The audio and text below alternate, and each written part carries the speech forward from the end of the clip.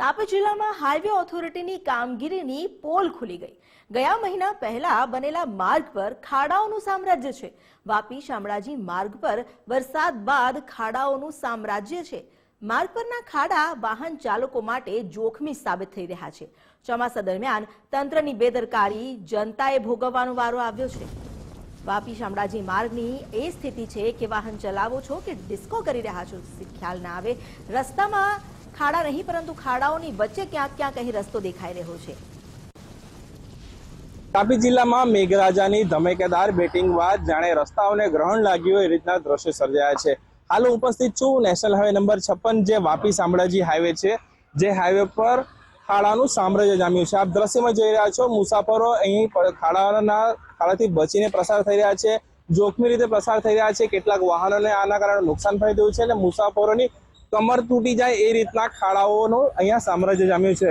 જો વાત કરીએ તો ખાડાઓની સાઈઝ પણ એટલી મોટી છે કે વાહન ચાલકો પણ બચીને ખાડાથી બચીને જાય છે, જેના કારણે અકસ્માતનો પણ ભય રહી છે અને લોકો હાલ આ ખાડાથી ત્રસ્ત દેખાઈ રહ્યા છે। આપ સીધા દ્રશ્યમાં જોઈ રહ્યા છે કેવી રીતે વાહન ચાલકો ખાડાઓથી બચીને જઈ રહ્યા છે અને કેવી રીતે ખાડાનું સામ્રાજ્ય જામ્યું છે।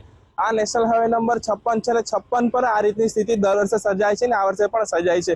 જો વાત કરીએ તો ગત મહિનાઓ અગાઉ જ આ માર્ગનું નિર્માણ કરવામાં આવ્યું હતું। આ માર્ગને મરામત થકી રિસર્ફેસિંગ અને પેચવર્ક કરીને પણ નિર્માણ કરવામાં આવ્યું હતું, પરંતુ જ ગત મહિનાઓ અગાઉ બનેલા માર્ગ હાલ બદતર હાલતમાં દેખાઈ રહ્યો છે, જેના કારણે વાહન ચાલકો ત્રાહિમામ ભૂકાઈ રહ્યા છે। આપ સીધા દ્રશ્યોમાં સામે જોઈ શકો છો કે આ માર્ગથી પ્રસાર થઈ રહ્યા હતા તે વાહનને પણ નુકસાન થયું છે।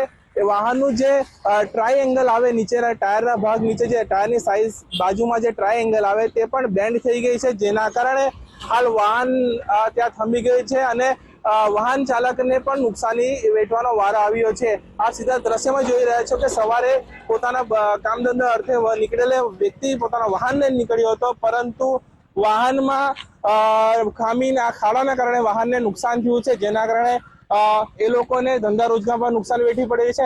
રોજ આ રીતની અનેક વાહનોને નુકસાની થાય છે। આપ સીધા પ્રયાસ કરું છું ભાઈ, આપનું શું નામ છે?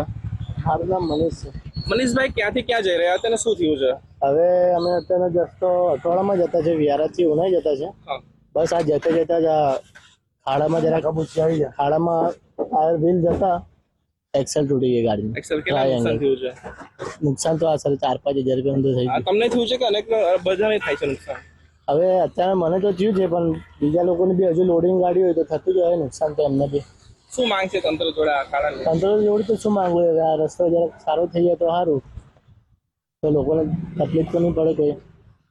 આપે જોયું કે રાહદારીને કેવી રીતે નુકસાન થઈ રહ્યું છે। રાહદારીઓ આ ખાડાથી બચીને જઈ રહ્યા છે અને પોતાના જીવના જોખમે પણ પ્રસાર થઈ રહ્યા છે, પરંતુ નફ્ફટ તંત્ર પોતાની નફ્ફટાઈથી ઊંચું નથી આવતું, જેના કારણે આજે આમ જનતાએ આ પરિસ્થિતિનો સામનો કરવો પડે છે। ત્યારે હવે આ અહેવાલ બાદ તંત્ર ક્યારે જાગે છે અને આ ખાડાને ક્યારે પૂરે છે તે પણ જોવું રહ્યું। અક્ષય બધાણે, ગુજરાત ફર્સ્ટ, તાપી।